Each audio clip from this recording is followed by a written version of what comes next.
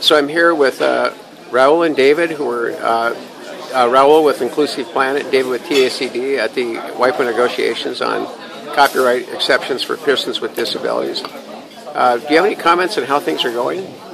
Yes, well, upstairs, a bunch of countries, mainly from the European Union and the United States, are dragging their feet and trying to find out how all of the ways that possibly a treaty of access to reading literature for visually impaired, how this could hurt right holders and how to make guarantees.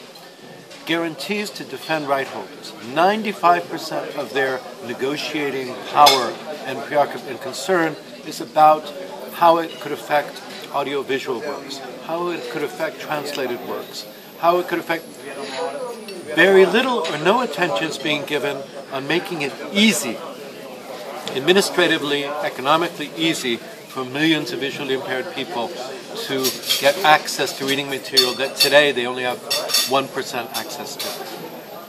Thank you, David. Rahul, what's your impression?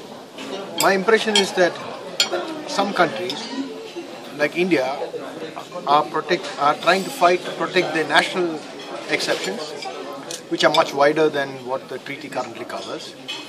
And personally, it would be extremely disappointing if the treaty doesn't allow for countries that want to have broader exceptions or currently have broader exceptions to be able to retain those broader exceptions, because ultimately it's up to each nation to decide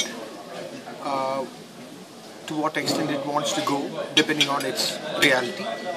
And I think it's quite critical that protection is built into the treaty, where the treaty specifically says that these are the minimum exceptions or the minimum guidelines that have to be followed for access, and anything beyond that can be decided by any member state depending on its internal requirement. And I think that is one of the reasons why I can see a lot of new provisions have been added into the document, because countries are trying to protect their wider national exceptions, because the treaty currently doesn't allow or doesn't provide for this kind of framework.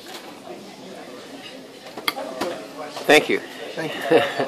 Is there anything you'd like to add? As usual, wonderful to be here with my scooter. Last time he interviewed me, this time it's my own scooter. And it's a folder. It's a folding scooter. And you brought it on the airplane. On the plane. And did you ride into the plane with the scooter? No, because in India they haven't yet. The first time I think they're seeing this in the airport. So they were still kind of unsure about what this is. But it's only a matter of sensitizing them, from time as time goes by, and maybe next time I travel they'll allow me to ride it into the plane, because it can be folded and kept in the same place that the baby strollers are kept.